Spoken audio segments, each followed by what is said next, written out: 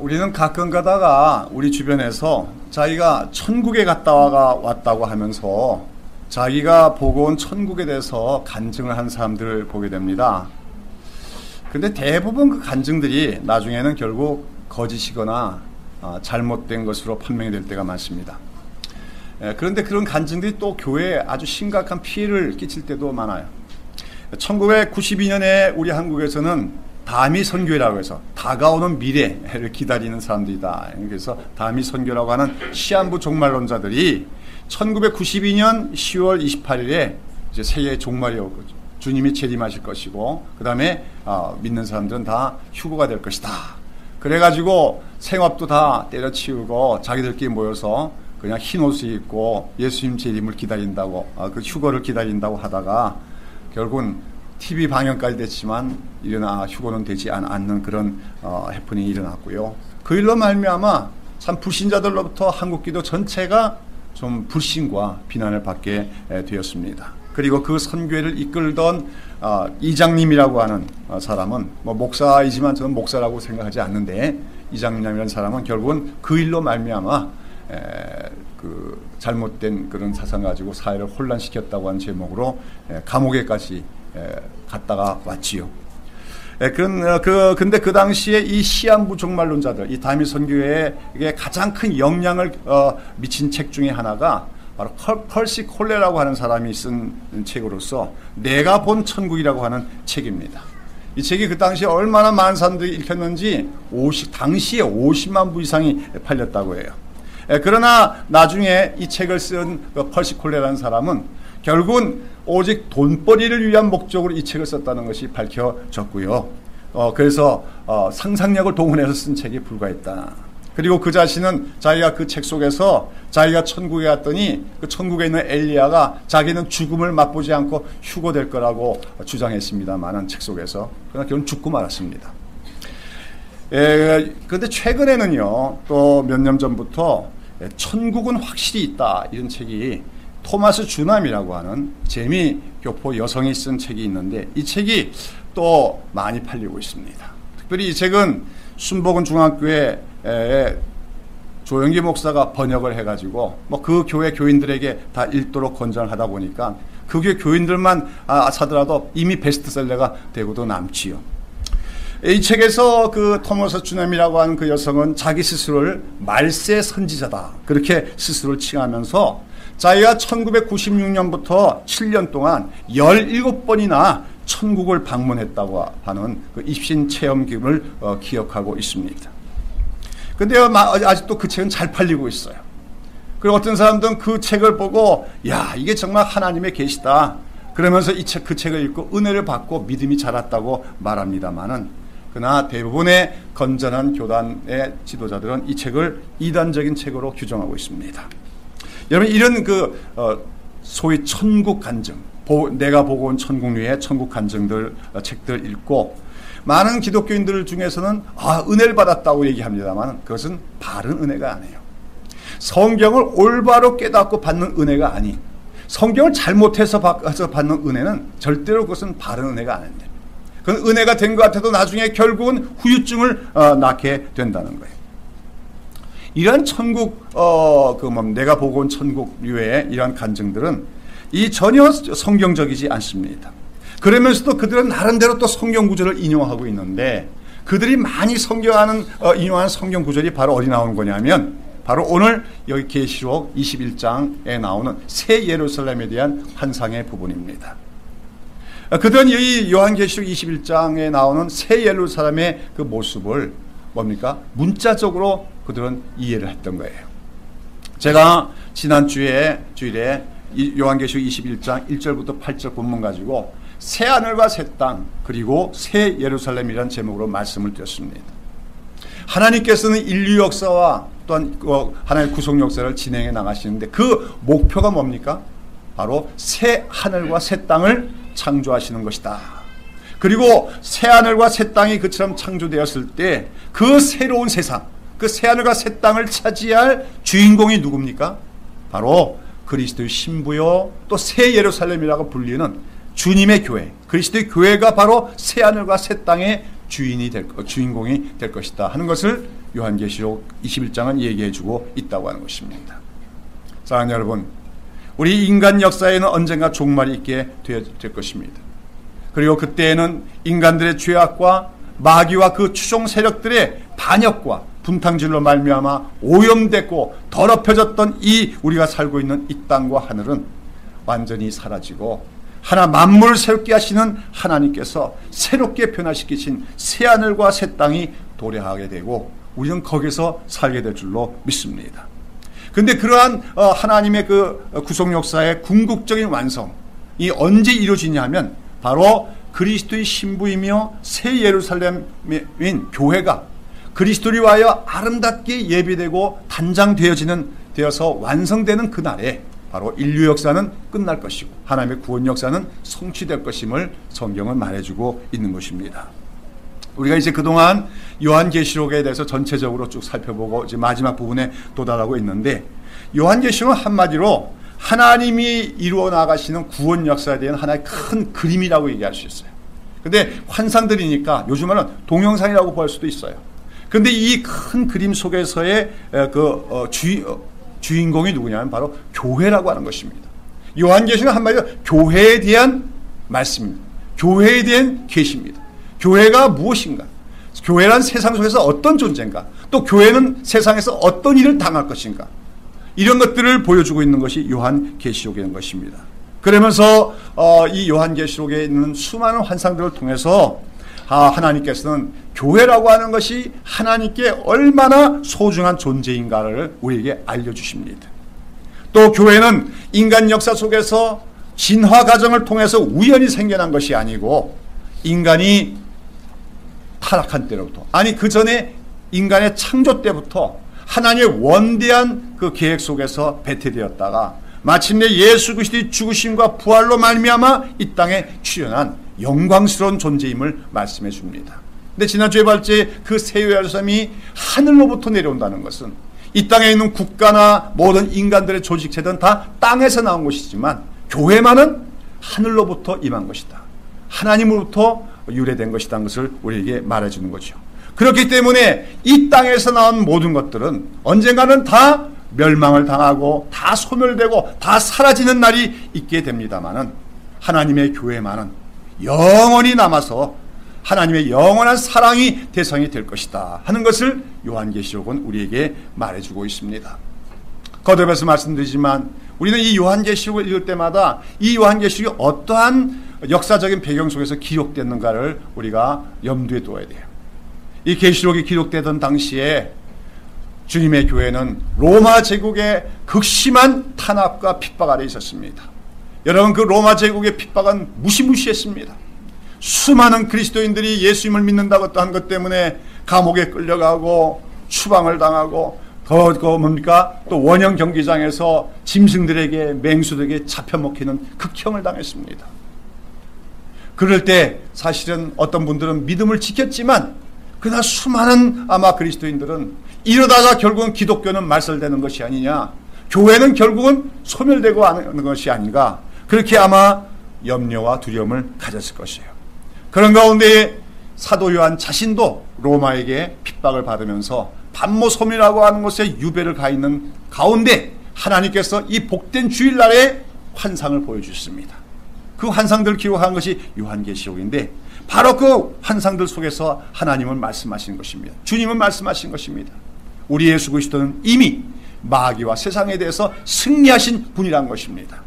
그리고 교회는 비록 이 세상 속에서 환난을 당할지라도 절대로 실패할 수 없고 망할 수 없고 이미 그리스도와 함께 승리하고 있는 존재다. 그리고 마침내 영광스럽게 완성되는 날이 올 것이다 하는 것을 이 요한계시록은 우리에게 말씀해 주시면서, 그러므로 성도들이 또한 교회가 세상에서 고난과 핍박을 당할지 하더라도 두려워하지 말고 담대하게 용기를 가지라고 격려하는 차원에서 기록된 말씀이 바로 요한계시록이라는 것이죠. 그런데 이 요한계시록에 나오는 여러 가지 환상들, 여러 가지 설명들은 그런데 사실은 성경의 다른 부분과 전혀 다른 새로운 계시가 아니다 하는 사실을 제가 자꾸만 말씀을 드립니다. 그래서 요한계시록에 나오는 모든 장면들은 사실 우리가 성경을 전체적으로 잘 이해하고 있으면 어렵지 않게 다 해석이 돼요. 그리고 오늘 우리가 이미 우리 주님께서 우리에게 알려주신 복음, 또 사도들이 기록한 성경들에서 나오는 기독교적인 진리들을 어떤 환상적인 방법을 통해서 보여주고 있는 것이 요한계시라고 하는 것을 우리가 알게 되어집니다. 그런 가운데 오늘 우리가 읽은 본문 요한계시록 21장 9절부터 22장 5절까지에서는 이 새 예루살렘, 다시 와서 하나님이 사랑하시며 영원히 존재할 그 교회, 역사의 궁극에 완성될 하나님의 교회가 얼마나 영광스러운 것인가, 그리고 그 교회를 통해서 이 땅에 회복될 낙원의 복락이 어떤 것인가 하는 것을 우리에게 마지막으로 보여주고 있는 환상입니다. 그래서 이제까지 우리가 살펴본 환상들 속에서는 사실은 정말 어둡고 답답한 얘기들이 많았죠. 마귀의 역사, 고난받는 성도들의 모습, 그런 것이 있지만 이제 마지막 부분에서는 영광스러운 주님의 교회의 모습이 나타나는데, 그것을 두 가지로 얘기합니다. 하나는 어린 양의 신부, 그리스도의 신부라고 하는 그러한 개념으로 설명하고 있고, 또 하나는 새 예루살렘 성이라고 하는 개념으로 설명하고 있는 것을 보게 되어집니다. 자, 지난주에 우리가 함께 나눈 계시록 1장 21장 1절부터 8절의 본문에서 사도 요한은 마귀와 그 추종 세력들이 다 불못에 던져지고 우리들의 마지막 원수인 사망마저도 불못에 다 던져진 후에 이제 새하늘과 새 땅이 이루어진 영광스러운 모습을 환상으로 보는 가운데, 거룩한 성 새 예루살렘이 하나님께로부터 하늘에서 내려오는 것을 보았습니다. 그런데 그 모습이 어떠하냐? 그럴 때 바로 마치 신부가 남편을 위하여 아름답게 단장할 것 같더라고 했습니다.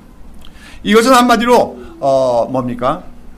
계시록이나 모든 성경들은 교회가 그리스도의 신부로 묘사함을 통해서 교회와 그리스도가 연합되는 것이야말로 바로 하나님의 구원 역사의 완성이다. 그렇죠? 그것이 바로 구원 역사의 목적이라고 얘기하는 거예요.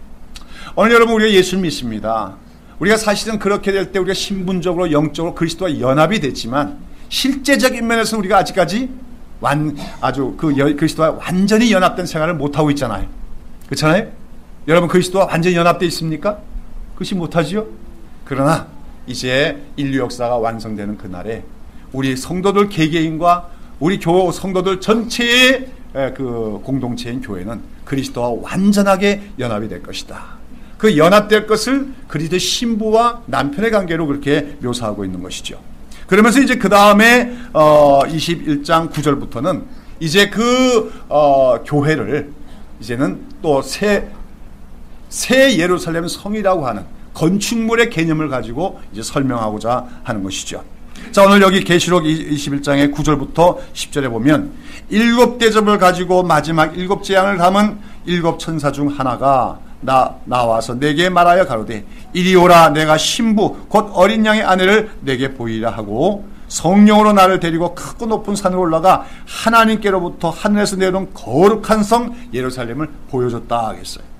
자, 여기서 이제 이 사도 요한에게 이 하늘로부터 내려오는 새 예루살렘 성을 보여준 천사는 앞서 17장에서는 사도 요한에게 뭘 보여준 천사냐면 바로 음녀 바벨론, 큰 성이죠. 새 예루살렘도 성인데 여기 큰 성이 또 하나 있었지요. 장차 망할 이 세상, 그걸 큰 음녀 바벨론 소리하는데 그 바벨론 성의 정체를 보여주었던 그 천사가 이제는 그 바벨론과 대조해서 정결하고 아름답고 영광스러운 성인 새 예루살렘 성을 내가 너에게 보여주겠다고 해서 인도하고 있는 모습을 보게 됩니다.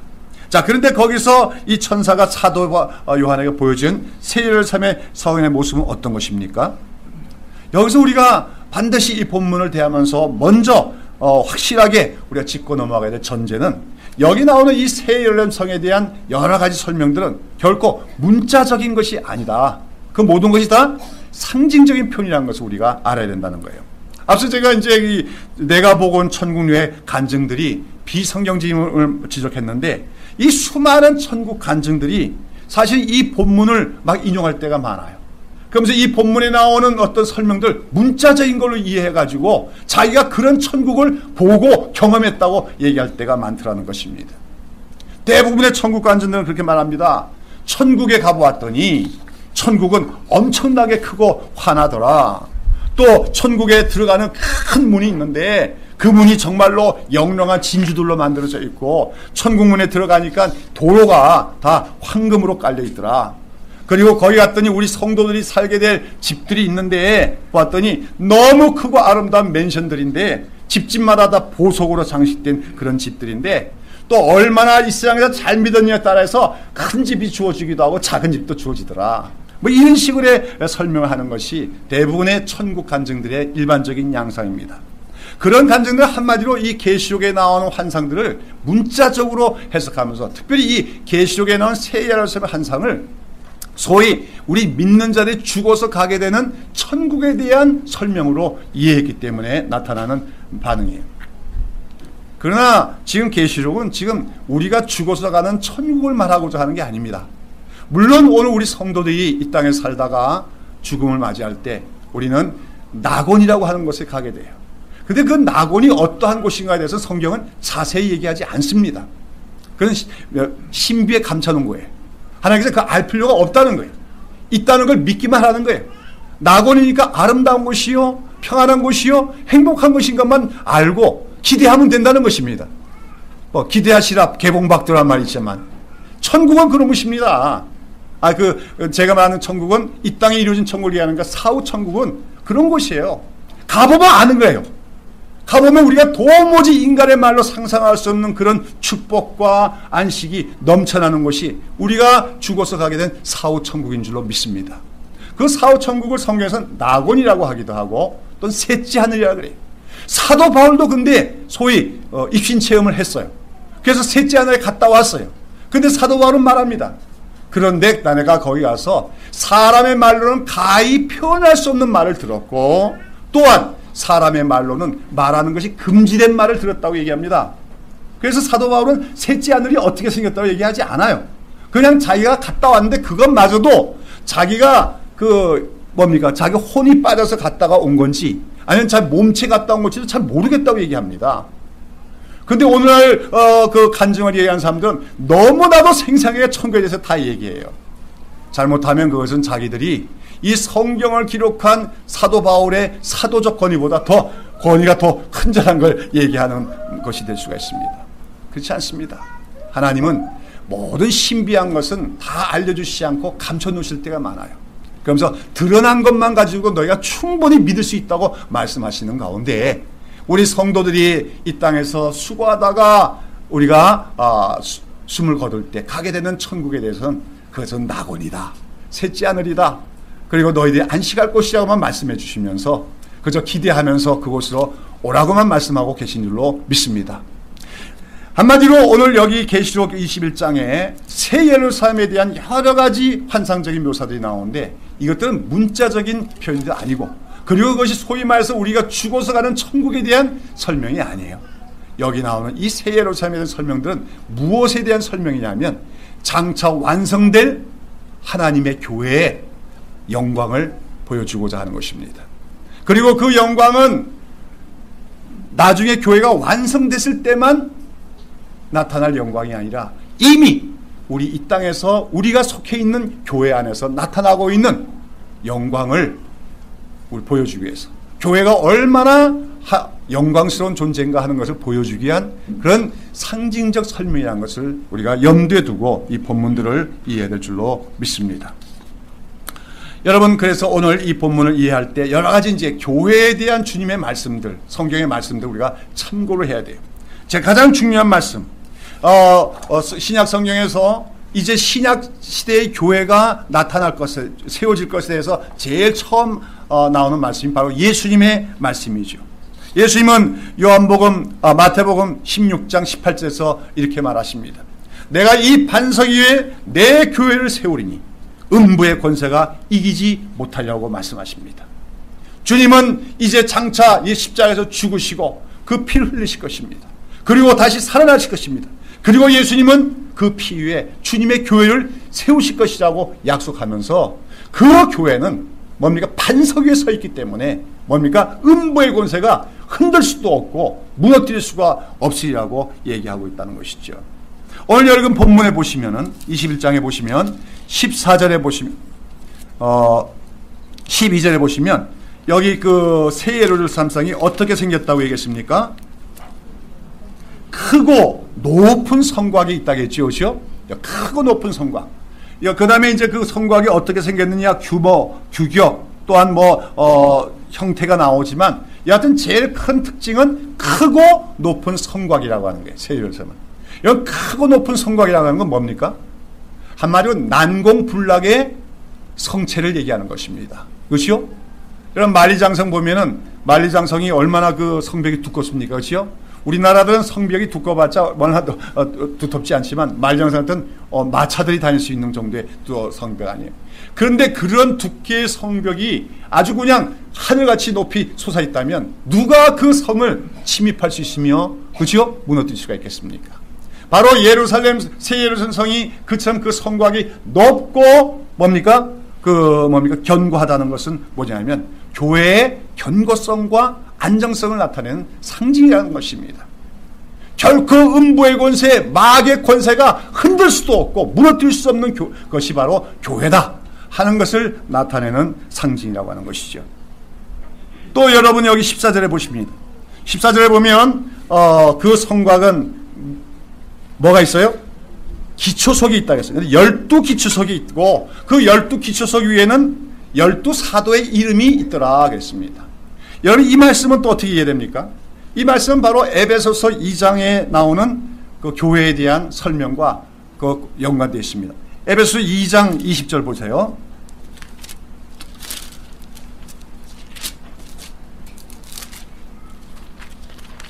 에베소 2장 20절부터 22절 한번 보십니다. 거기에 함께 읽어보도록 하죠. 굉장히 중요한 말씀이에요. 시작. 너희는 사도들과 선지자들의 터위에 세우심을 입은 자라. 그리스도 예수께서 친히 모퉁이 돌이 되셨느니라. 그의 안에서 건물받아 서로 연결하여 주 안에서 성전이 되어가고 너희도 성령 안에서 하나님의 거하실 처소가 되기 위하여 예수 안에서 함께 지어져 가느니라. 대단히 중요한 본문입니다. 바로 교회가 뭔가를 설명하는 대단히 중요한 핵심적인 성경 구절로서 여기서 사도 바울은 오늘 주님의 교회를 뭐라고 표현합니까? 성전이다 그래요. 그리고 이 교회가 아직까지 완성되지 않았지요. 아직 교회는 불완전한데 그러나 그 교회가 점차 완성되어 가는 것을 뭐라고 비유하고 있습니까? 성전이 지어져 가는 것이라고 얘기하는 거예요. 그것이 진실한 의미의 성전 건축이라고 얘기하고 있습니다. 여러분 오늘날도 우리 한국교회의 병폐 중에 하나가 교회가 무슨 건물을 짓는 걸 가리켜 성전 건축이라고 말하고 있는데 그건 전혀 성경적으로 맞지 않는 말이라는 걸 알아야 돼요. 구약시대에는 성전이 있었습니다.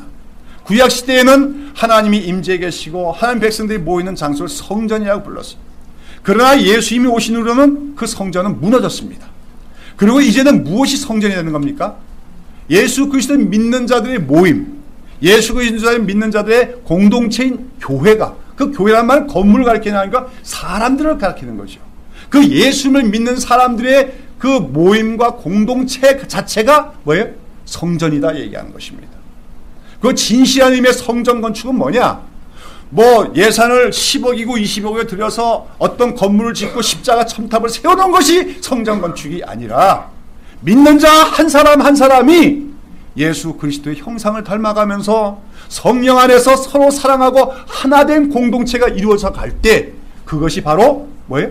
성전이 지어가는 것이라고 성경은 말하고 있는 줄로 믿습니다. 그런 가운데 성전을 지을 때 모든 건물에는 기초가 놓여야 되는데 이 새로운 신령한 성전인 교회의 기초는 뭐가 된다고 했습니까? 사도와 선지자의 터 위에 지어졌다 얘기합니다. 그래서 사도와 선지자라고 하는 것은 교회에 하나님 말씀을 전해주는 사람을 얘기하며 특별히 사도라고 하는 것은 중요한 것은 여러분 오늘 어떤 사람들이 자기가 사도라고 하는 말하는 사람들이 생겨나고 있어요. 소위 신사도 운동이라는 것이 오늘 세계적으로 지금 번져나가고 있고 우리 한국에도 있습니다. 성령 역사를 얘기하고 하나 역사가 계시를 받았다고 얘기하는 사람들, 이런 사람들이 있는데 이것은 대단히 위험한 사상입니다. 사도는 예수님의 직접적인 제자들로 끝나는 거예요. 더 이상의 사도는 없습니다. 그 12사도가 중요한 것은 바로 그들은 예수님을 모시며 3년 동안 쫓아다니면서 예수님을 직접 말씀을 들은 자들이기 때문에 그렇습니다. 그들이 바로 예수님부터 보고 들으면서 전한 말씀, 그것이 뭐가 되는 겁니까? 주님의 말씀으로서 교회에 주어진 계시가 되는 것이고, 그들이 전해준 말씀이 다 모여서 완성된 것이 신약 성경이에요. 사도시대로서 모든 성경은 완성이 되는 것입니다. 그런데 지금 자기가 새로운 계시를 받는다고 하는 자들은 성경적 계시를 무시하는 자들입니다. 성경적 계시 이외에 다른 계시는 없음을 우리는 알아야 돼요. 여하튼 교회는 영적인 성전이고, 그 영적인 성전이라는 건축물의 기초는 뭐가 된다? 사도와 선지자가 된다는 건 하나님의 말씀이 교회의 기초가 되어야 됨을 얘기하는 것입니다.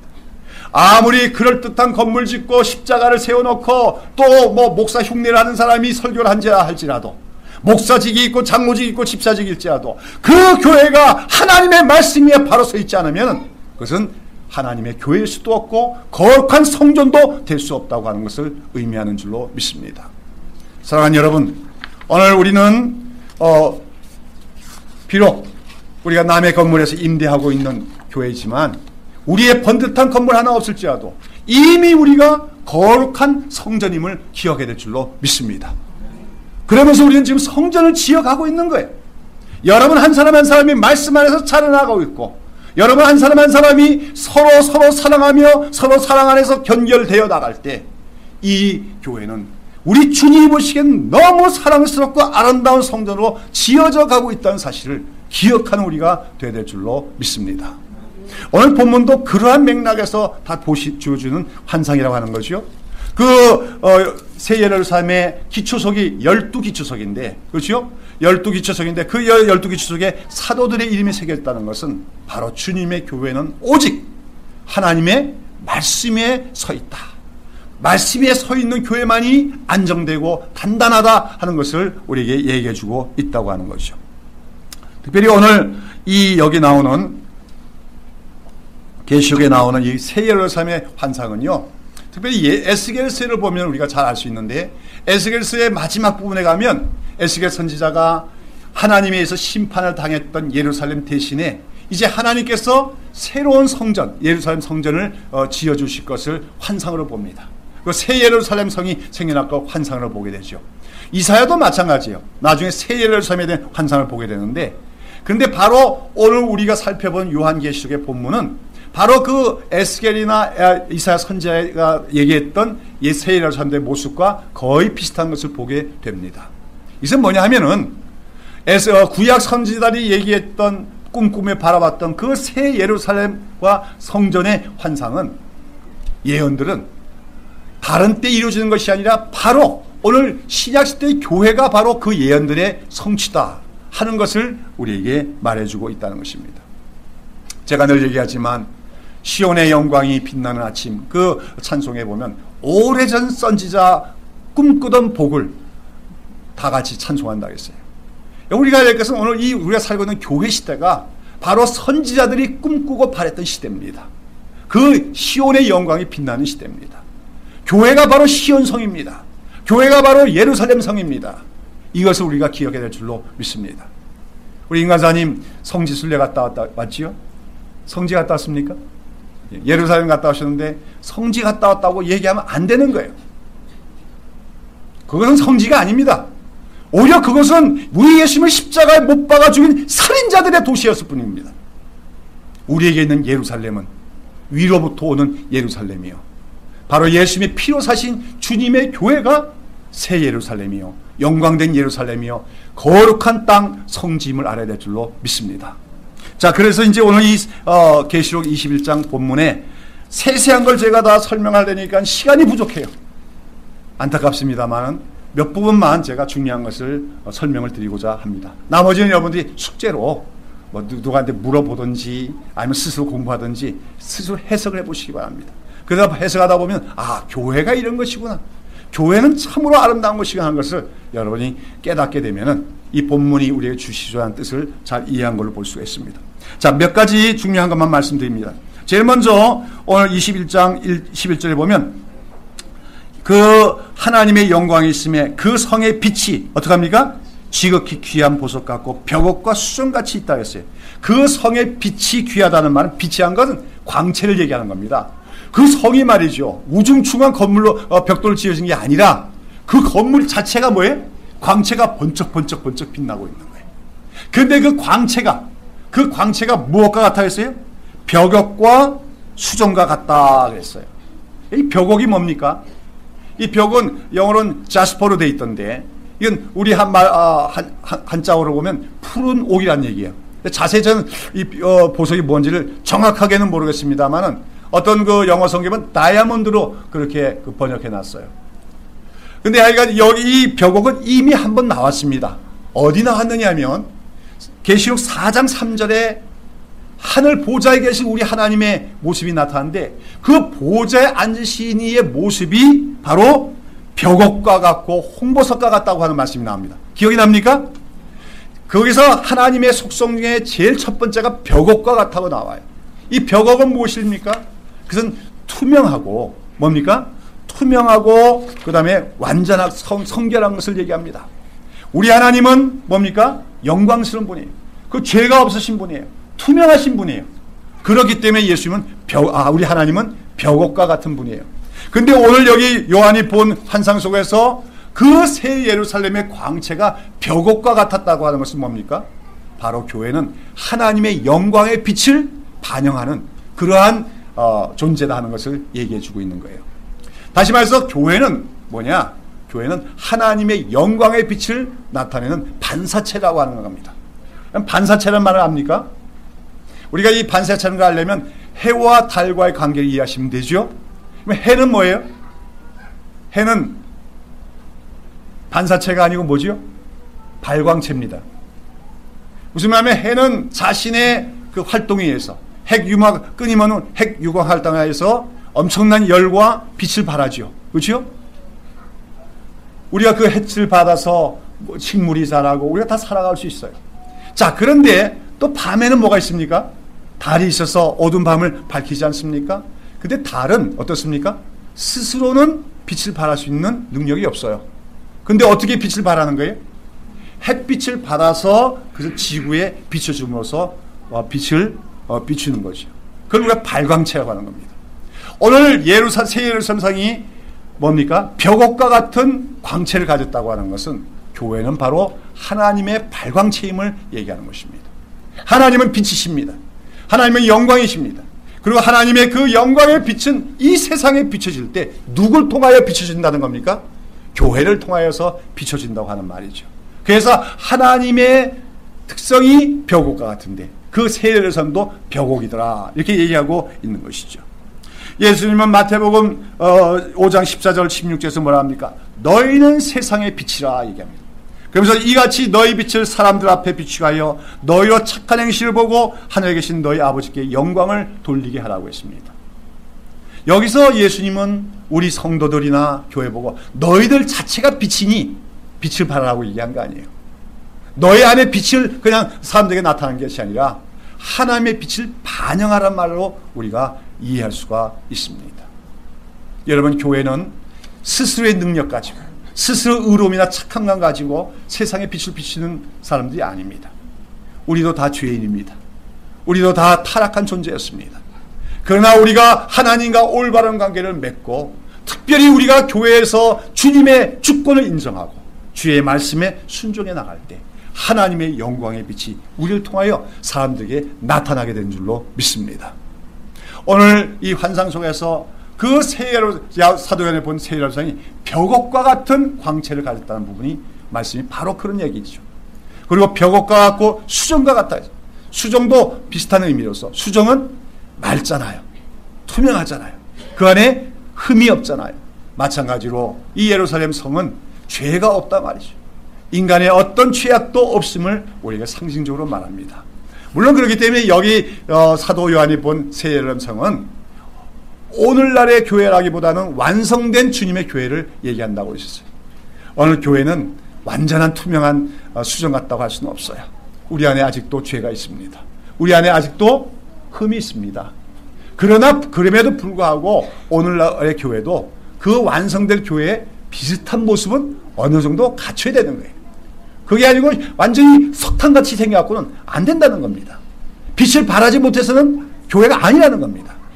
비록 부족하지만 그래도 광채를 나타낼 수 있어야 되고, 그래도 수정과 비슷하구나 하는 정도는 돼야 된다고 하는 말씀인 것이죠. 자, 그 다음에 또 어떤 말씀을 볼까요? 시간이 없어서 다 설명 못 드리겠습니다. 여기 봅시다. 또 여기 보면 이 성에는 또 들어가야 되죠. 입구가 있는데 문이 있지요. 문이 있는데 몇 개가 있다고 했어요? 12문입니다. 12문. 근데 이 12문은 12지파의 이름들이 또 새겨져 있다고 했어요. 이것은 무엇입니까? 여기 나온 이스라엘 12지파라고 하는 것은 구약시대의 12지파를 얘기하는 게 아니에요. 성경은 말합니다. 예수님이 오신 이후로는 아브라함의 혈통적인 자손이 이스라엘이 아니라 예수를 믿는 자들이 이스라엘이라고 사도 바울은 선포하고 있습니다. 오늘도 유대인들은 자기들이 이스라엘이라고 얘기하지만 예수를 믿지 않는 유대인들은 전혀 이스라엘이 아닙니다. 하나님은 누굴 보고 이스라엘이라고 얘기합니까? 예수를 믿는 자를 이스라엘이라고 말씀한 줄로 믿습니다. 이 새 예루살렘에는 이스라엘 12지파의 이름이 있다는 것은 바로 예수 그리스도를 믿는 자들이, 그 12이라는 것 또한 각양각색의 사람들이 들어가는 것이라는 것을 얘기해요. 그러면서 이 12지파가 12이라고 하는 것은 성경에서 항상 하나님 이스라엘의 숫자인 동시에 하나님 백성들의 숫자인데요. 이 성문이 몇 개가 있습니까? 12개가 있는데 동편, 서편, 남편, 동서남북으로 돌아가면서 문이 몇 개씩입니까? 3개씩 있습니다. 사방으로 문이 있다는 건 얘기해요. 무슨 말이에요? 그래서 모든 사람에게 열려있음을 얘기하는 것입니다. 그렇습니다. 주님의 교회는 모든 사람에게 열려있습니다. 빈부귀천을 막론하고 인종과 혈통을 막론하고 어떤 민족이든지 모두가 이 성에 들어올 수 있는 자격을 갖고 들어올 수가 있습니다. 오직 조건은 하나. 누구를 믿기만 하면, 예수님을 믿기만 하면 이 성에 들어와 그 성의 백성이 되는 것이 이 새 예루살렘의 특징인 줄로 믿습니다. 근데 사방으로 문이 있는데 3개가 있다. 이거는 여러 학자들이 달리 설명합니다. 저는 그렇게 생각해요. 이 3개라고 하는 것은, 셋은 삼위일체 하나님의 상징으로서 우리 하나님의 선택에 의해서 그 예수 그리스도의 십자가의 구속을 통하여, 그리고 그 성령님의 뭡니까? 인치심을 통하여 구원받은 자들이 들어올 수 있는 것이다 하는 것을 의미하는 걸로 제가 이해할 수가 있습니다. 그렇습니다. 오늘도 교회는 세상 모든 사람에게 열려있어요. 누구든지 오라고 얘기합니다. 그러나 오직 하나님이 택하신 자들, 예수 그리스도의 피로 말미암아 죄 씻음을 얻은 자들, 그리고 성령이 내주하시며 인치신 자들만이 들어올 수 있는 것이 바로 이 새 예루살렘이다, 교회다 하는 것을 우리에게 말씀해주고 있다고 하는 것입니다. 자, 그 다음에 이 성이 얼마나 큽니까? 그 성이 어떻게 했어요? 그 성이 장과 광이 12,000 스타디온이라고 했어요. 근데 이 그 새 예루살렘 모습은 어떤 거냐면 장과 광과 고가 똑같다고 했어요. 여러분, 장과 고가 똑같은 그런 공간을 뭐라 그러죠? 정육면체라고 하잖아요. 그러니까 새 예루살렘은 정육면체와 같다 하는 거예요. 그리고 그 각 면의 크기가 얼마입니까? 12,000 스타디온인데 12,000 스타디온이라는 것은 1스타디온이 약 185m니까 약 2,200km의 크기입니다. 그러니까 그 성이 있는데 길이가 2,200m, 폭이 2,200m, 높이가 2,200m니까 굉장히 큰 건물인 건 사실이지만 그러나 사실 지구 전체에 비하면 그렇게 큰 건 아니에요. 그러니까 이것도 문자적인 게 아니라 상징입니다. 12,000이라고 하는 건 뭐예요? 12 곱하기 1000이에요. 10이라는 건 하나님의 백성을 얘기하는 것이고 1000은 많다는 얘기입니다. 결국은 이 성곽은요, 뭘로 지어졌다는 거예요? 돌이나 벽돌로 지은 것이 아니라 사람들로 지었음을 얘기합니다. 구원받은 하나님의 백성들이, 많고 많은 구원받은 백성들이 이 성을 이루고 있음을 얘기하고 있습니다. 믿습니까? 여기서도 철저히 사도 바울은 오히려 교회나 성전을 어떤 건물의 개념이 아니라, 물리적인 건물이 아니라 사람의 개념으로 설명하고 있는 거예요. 그런데 여기서 새 예루살렘이 전체적인 외형이 뭐처럼 생겼어요? 정육면체와 같이 생겼다. 이 정육면체가 뭘 의미합니까? 그 완전성을 얘기합니다. 그렇죠? 완전성을 얘기하는데 이 정육면체와 같은 어떤 시설물이 하나 있었어요. 구약시대에. 무엇입니까? 바로 성전 안에 있는 지성소가 바로 정육면체입니다. 성전 안에 있는 지성소, 또 성소에 있던 지성소에 가면 바로 길이와 넓이와 폭이, 높이가 다 동일한 정육면체예요. 그러니까 이건 뭐냐면 결국 오늘 여기 보는 새 예루살렘은 그 자체가 무엇이 하는 거예요? 지성소다 하는 말입니다. 여러분, 지성소는 어떤 곳입니까? 하나님이 임재해 계신 곳입니다. 그렇잖아요? 구약시대에 성전이 있었지만 그 성전 모든 곳이 다 하나님이 임재한 곳이 아니에요. 성전 중에서도 바깥들이 있어서 거기는 이방인들도 출입할 수 있습니다. 그리고 또 안뜰에 들어가서 제사를 드립니다. 또 그 다음에 성소라고 해서 제사장 들어가서 분향을 합니다. 그러나 아무도 어딘 들어갈 수 없어요? 지성소에는 들어갈 수가 없어요. 오직 대제사장만이 1년에 한 차례 들어갈 수가 있는 곳이 지성소고, 그래서 그 지성소 앞에는 무엇이 가려졌습니까? 휘장이 가려졌는데 그건 한마디로 무슨 표시냐면 접근 금지입니다. 아무도 들어올 수 없다는 거예요. 그 지성소는 하나님의 영광이 임재해 있는 곳입니다. 이 말은 무슨 말입니까?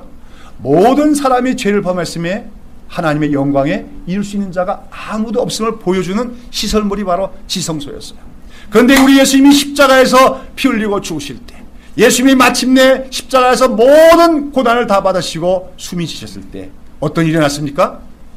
예루살렘의 성전에 있던 지성소의 휘장이 위로부터 아래로 둘로 찢어지는 그런 일이 났습니다. 이것은 뭡니까? 이제는 모든 사람이 어디로 들어가는 시대가 됐다는 거예요? 지성소로 들어갈 수 있는 시대가 열렸다는 것을 의미합니다. 누굴 통하여? 예수님의 그 십자가 죽음을 통하여. 예수님을 믿는 자들은 예수님을 통하여 지성소에 들어가는 시대가 되었다고 얘기하면서 오늘 이 환상에서 그 새 예루살렘 성이 바로 그런 정육면체의 지성소를 닮았다는 것은 교회가 바로 하나님이 임재해 계신 지성소다 하는 것을 말해주고 있는 줄로 믿습니다. 여러분, 오늘 우리 이 교회를 모일 때마다 우리 교회가 하나님이 임재해 계신 거룩한 지성소에 있음을 기억하십시오. 어떤 사람은 교회당에 와서 강대상이 지성소라고 생각하는 사람이 있어요. 그런 공간적인 개념이 아니라 우리들이 지성소입니다. 우리 성도들의 모임이 지성소입니다. 여기에 하나님이 계십니다. 믿습니까? 오순절날 성령이 임하신 것은 이제 하나님이 믿는 자들 가운데 거하실 것이고, 그 믿는 자들의 모임인 교회가 하나님의 지성소가 됨으로써 이젠 누구든지 예수를 믿는 자는 이 지성소와 같은 교회에 들어와서 언제든지 하나님을 배울 수 있는 시대가 됐다 하는 것을 우리에게 말해주고 있는 것입니다. 할렐루야.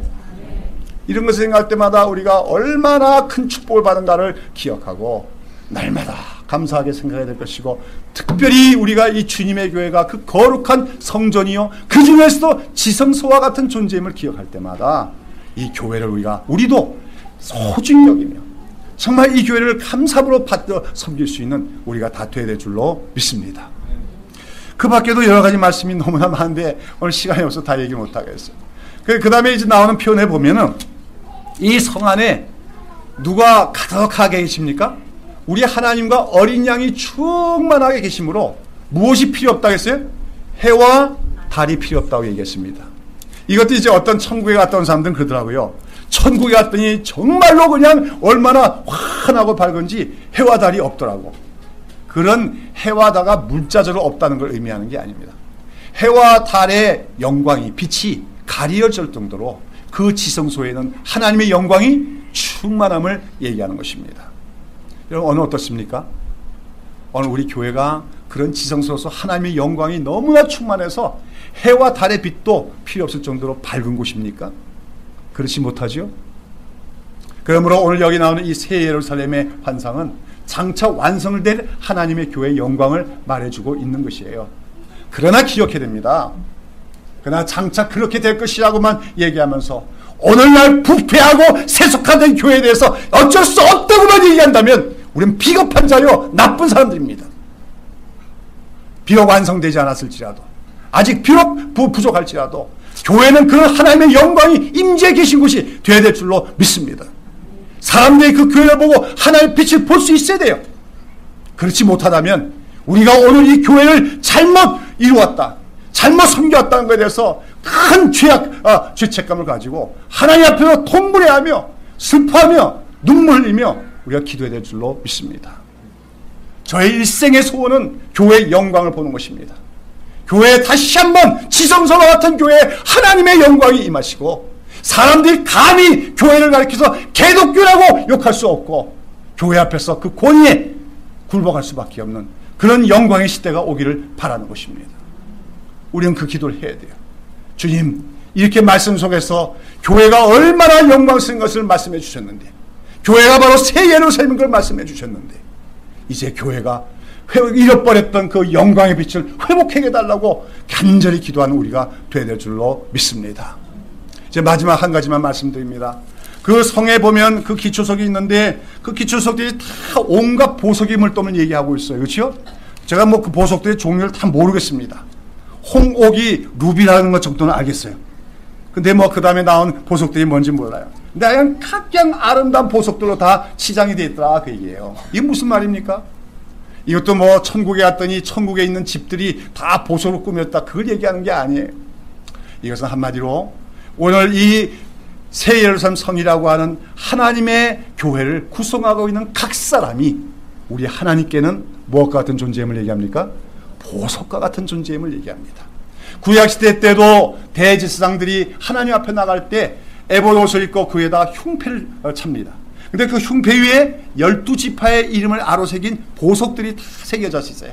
그 12지파의 지파의 이름이 새겨진 그 보석을 달고 하나님 앞에 나가요. 그럼 뭘 의미하는 거냐면 그 이스라엘이 하나님 앞에서는 다 소중한 보배와 같은 존재라는 것을 의미합니다.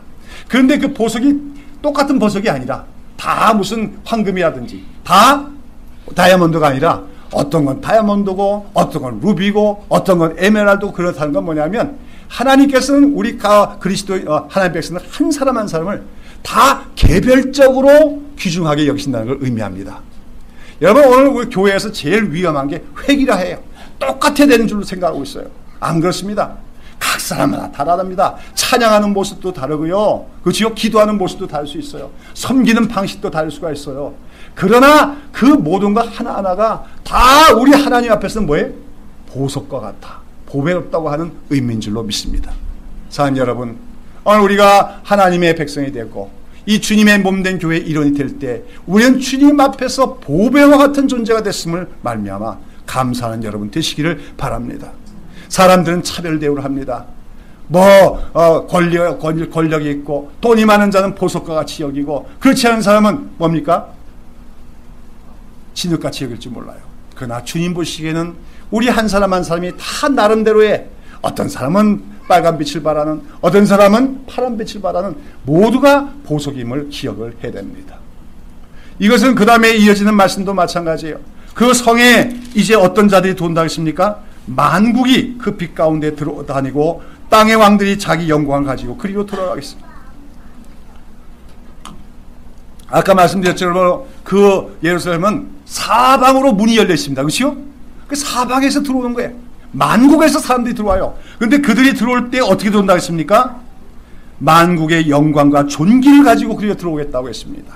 이것은 무슨 말입니까? 하나님께서는 우리 인간들이 갖고 있는 각양 은사와 재능들을 가지고 영광을 받으신다고 하는 의미입니다. 여러분 중에서는 예수를 믿기 전에 문학을 하던 사람이 있을 수도 있어요. 또 여러분 중에서는 예수를 믿기 전에 음악을 하는 사람이 있을 수도 있어요. 그렇죠? 또 어떤 사람들은 예수를 믿기 전에 사업을 해서 돈을 잘 버는 은사가 있는, 돈 버는 것도 은사 아닙니까? 그런 사람이 있을 수도 있어요. 근데 그들이 회개하고 예수를 믿게 됩니다. 그때 그들이 교회에 들어와서 하나님이 주신 그 재능을 가지고 이제는 하나님을 위하여 섬길 때 그것이 만국의 영광과 존귀를 가지고 바로 새 예루살렘에 들어가는 것의 표현이라고 할 수가 있습니다. 여러분, 우리 하나님은 이 세상의 인간들의 어떤 그 재능과 은사를 무시하지 않습니다. 또 인간들의 문화를 무시하는 분 아니에요. 우리는 잘못하면 이 세상 모든 문화는 악마적인 걸 생각할 수 있지만 세상 문화 중에서는 하나님을 부인하고 대적하는 문화가 분명히 있습니다. 사탄에 속한 문화가 있습니다. 그러나 일반적으로 많은 문화들은 다 하나님께서 일반 은총 가운데 인간들에게 주신 것이기 때문에 그런 것들도 예수 그리스도 안에서 변화만 되면 모두가 하나님께 영광을 올릴 수 있는 그런 보물과 같은 것이 될 수가 있습니다. 여러분, 아름다운 음악 교회에서 잘 사용될 때 얼마나 더 하나님을 존귀하게 합니까? 아름다운 미술이 교회 안에서 잘 사용될 때 얼마나 또 하나님의 영광을 크게 나타날 수 있습니까? 또 글을 잘 쓰는 문학가들, 그들이 변화될 때 그 글솜씨로 또 얼마나 하나님께 영광을 올릴 수 있습니까? 오늘 여러분은 어떠한 것을 가지고 주님께 영광을 돌리고 계십니까? 여러분들이 갖고 있는 은사가 어떤 것이든지 그 모든 것을 그리스도 안에서 하나님 나라를 위하여 사용하십시오. 그럴 때 그것이 바로 하나님 앞에 나아가는 만국의 영광과 존귀가 될 줄로 믿습니다. 그래서 마지막에 가장 중요한 것은 무엇입니까? 마지막에 27절, 무엇이든지 속된 것이나 가증한 일 또는 거짓말하는 자는 결코 그리로 들어오지 못하되 오직 어린 양의 생명체에 기록된 자들 뿐이라. 그게 잘하는 말씀입니다. 교회는 아무나 들어올 수 없는 거예요. 모두에게 열려있지만 그러나 그 이름이 생명책에 기록되어 있고 특별히 어린 양의 피로 죄사함을 받은 자만이 들어올 수 있는 것이 새 예루살렘 성이다. 성경은 얘기하고 있는 줄입니다. 그 가운데 여러분 여기 보면 무엇이든지 속된 것이나 가증한 일 또는 거짓말하는 자는 들어올 수 없다 했어요. 특별히 거짓말이 강조되어 있어요. 거짓말하면 안 됩니다, 여러분. 오늘 우리 그리스도인들의 가장 큰 특징 중에 하나가 거짓말하지 않는 것이 돼야 돼요. 왜냐하면 우리 하나님이 신실하신 분이기 때문에, 우리 하나님이 진리 하나님이기 때문에. 근데 진리 하나님이 신실하신 하나님을 믿는다고 하면서 거짓말하면은 밥 먹듯이 하면 그 사람은 정말로 거짓말쟁이입니다.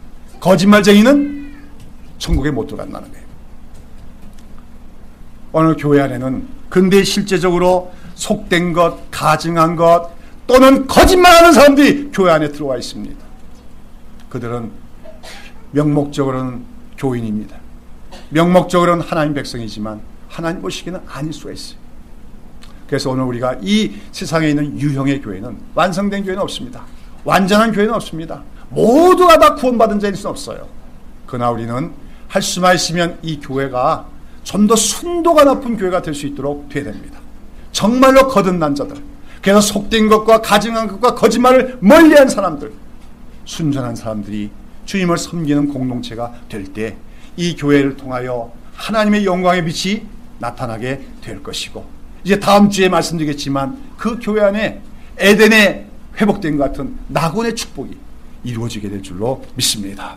자, 여러분 다시 한번 말씀을 마치면서 강조해 드리는 것은 오늘 우리가 읽은 본문은 무슨 우리가 죽어서 가는 천국을 설명한 것이 아니라 주님의 교회에 대한 상징적인 설명들이다. 바로 그 교회는 물론 장차 완성될 하나님의 교회를 보여주고도 있지만 사실은 오늘 이미 이 땅에 세워진 주님의 교회의 영광을 말하는 것이라는 것을 우리가 기억해야 됩니다. 그러나 아까도 말씀드렸듯이 우리가 오늘 이 땅에 있는 교회들을 바라볼 때 이러한 영광을 우리가 발견할 수가 없을 때가 너무나 많습니다. 세상은 우리를 미워한다고 했지만 오늘 교회가 세상이 교회를 욕하는 것은 교회가 진리를 행하기 때문에 아니라 교회가 그릇된 일을 행하고 잘못된 일을 행하기 때문에 비난하고 욕할 때가 많은 거예요.